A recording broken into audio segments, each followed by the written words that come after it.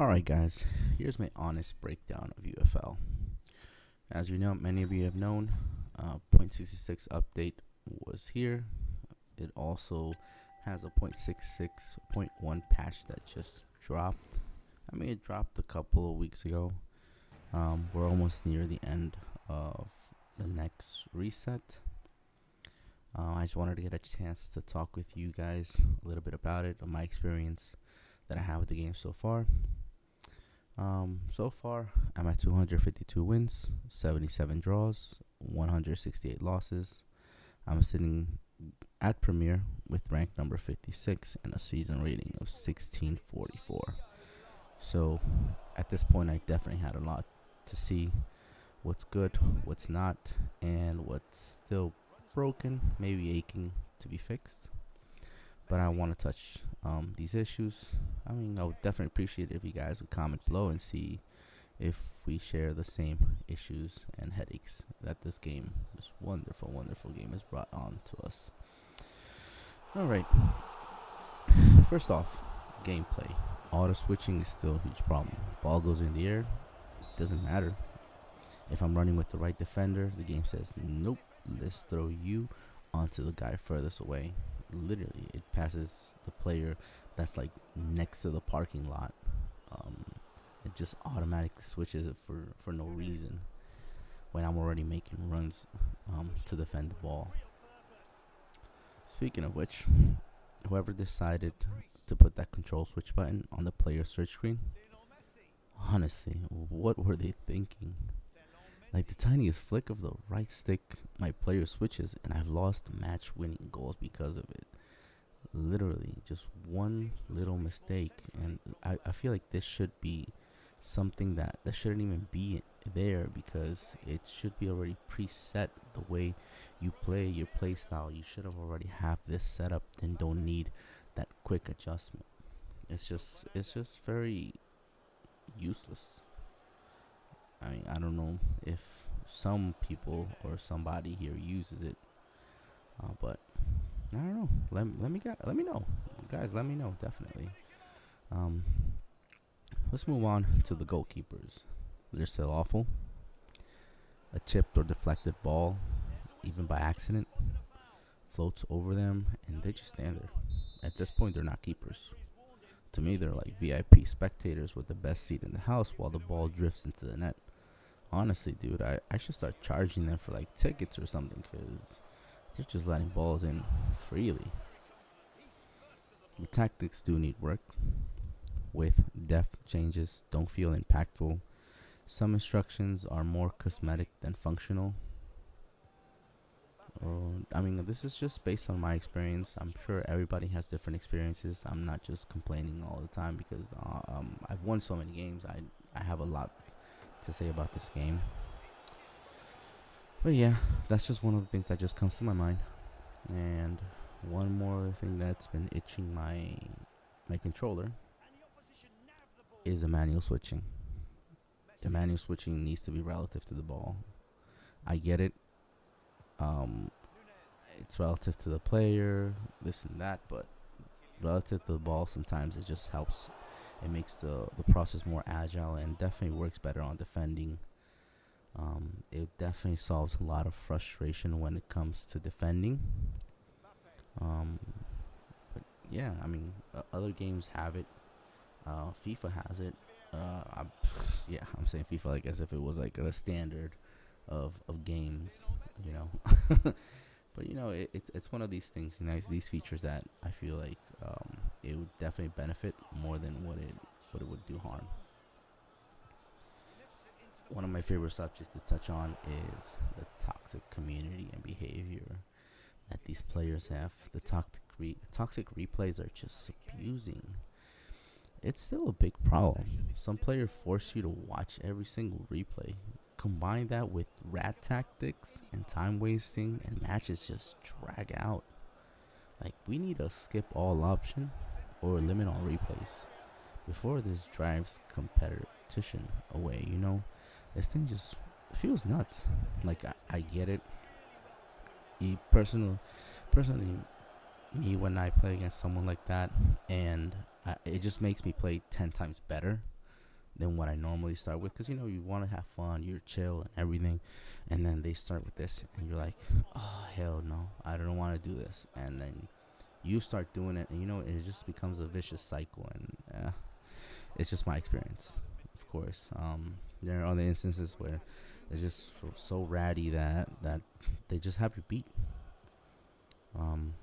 But it is what it is. But we definitely need something to fix that. I feel like this would definitely drive out good competitive play and just make the whole community toxic. I really don't wish that for this game. One more thing I do have to mention with that is the fair play motto or promise. I feel like sometimes this game is pay for content or season pass gives certain players an edge. I've read on Reddit and other forums that they say, yeah, it's not, but I mean, dude, like the minute this update came out, some of these people had all the new skins, a full blown team of the skins, the new skins, and at that time I was just still building my team. I had my players wouldn't go anywhere above 80. I'm sorry, 80, 81 or 82.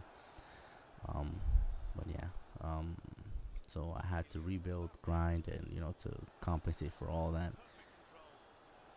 And some of these people just have like all these nice skins and everything, and you're like, what the heck? Well, I feel like sometimes that's a perception. I don't wanna say something that I might regret later, but yeah, that's just one of these things that I feel like is an issue. I don't know. They said it isn't. Hopefully, that fades better with them balancing the game a bit. All right, so let's move on a little bit to the positives. Now, let's give credit where credit is due, though. Rewards. I want to talk about that. Rewards have gotten better. Although, we could use a clear leaderboard with prizes tier for each rank. I know you have them for silver, bronze, ruby, diamond. But I think that we should be able to see where we stack up against other players globally, or even our region. It would definitely be nice. It would be like a nice touch. I'm not gonna be all picky about it, and something else that does come up to mind is the player prices. I know the market has gone down and has dropped a lot. That's great for new players who can now afford to build squads quickly. And some gameplay polish is noticeable. The passing does feel better. AI positioning is smarter. And bots don't act as clueless as before. With that said, the cheaper market is both good and bad. On a positive side, it helps new players catch up and complete. But the downside, squad diversity is gone. That's literally it. They just grabbed that and yeeted off the window. Everyone now runs the same meta, same squad. The skill gap shrinks too much, and the matches often come down to who abuses the mechanics better. Plus, players who invested earlier saw their squad lose value overnight. That kills the feeling, the feeling you get when you buy the player you actually want after grinding so many hours into this game. That's just one of these little things that I'm just like thinking about it. I'd rather not think that much deeply into it, but God forbid what I'm gonna say, but I feel like they should just drive the prices up a bit, or put like certain balance to that. All right, moving on to the mini patch. 0.66.1 patch added some small but important changes. You can now disable seeing your opponent's skills. Your ping detection was improved. A few players were removed. A couple of players that were either they lost their rights to, or have retired, or unfortunately deceased, that are no longer with us. They were removed. They were definitely replaced with CP accordingly to what the market value was. Let's see what else. Some bugs were fixed. Players that are leaning backwards while running, slow aerial duels animations, incorrect referee positioning, missing kit changes, audio crashes, and Arabic interfaces layout were an issue that were patched up a bit. At least, it's nice to see that not only the devs are taking care um, of one certain group, but they're taking care of all the other groups and thinking about everybody. It's definitely nice seeing. None of these changes are groundbreaking, but at least it shows that they're trying to polish all the smaller details. So here I am, sitting, pondering, thinking, what could help? Maybe they could just add that manual switching relative to the ball, fix the goalkeeper AI. They need to improve the netcode so good ping isn't punished, smooth out squad building UI, add a skip replay option, especially for those toxic behavior. It definitely encourages more than discourage. It rewards toxic behavior, and honestly, I don't like to waste time. I'm sure everyone has a job, or even if you don't, your time is still valuable, right? I'm sure you will agree with me. With that said, they should expand tactical instructions so with depth and strategies to actually impact gameplay. Balance the economy as well so it's accessible but still rewarding. My final verdict for this update, now that we are heading into the new update, this is just like a small review of it, at least from my perspective after playing the game for so long and so much. It's a step forward, not really a leap, but you gotta take it as it come. The rewards are better, the market is now accessible, and there's a bit of polish, but the issues are still the same. Goalkeepers, auto switching, input lag, and replay abuse still drags the game down. Right now, UFL is fun.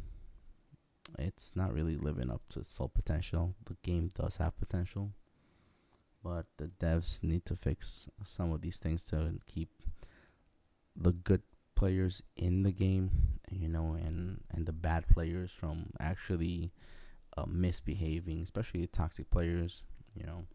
Those I've run into so many of them. It's just breaking, like, literally. Yeah, it's frustrating because you're just trying to play, get it over with, move on, but they're just there.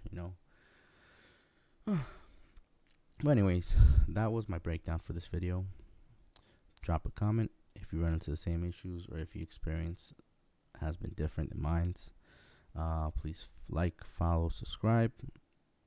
I stream on the weekends. I stream both in Spanish and English, and whenever I can on the weekends, actually. So thank you for watching this video. I hope you guys enjoy the rest of your day, and take care. Bye.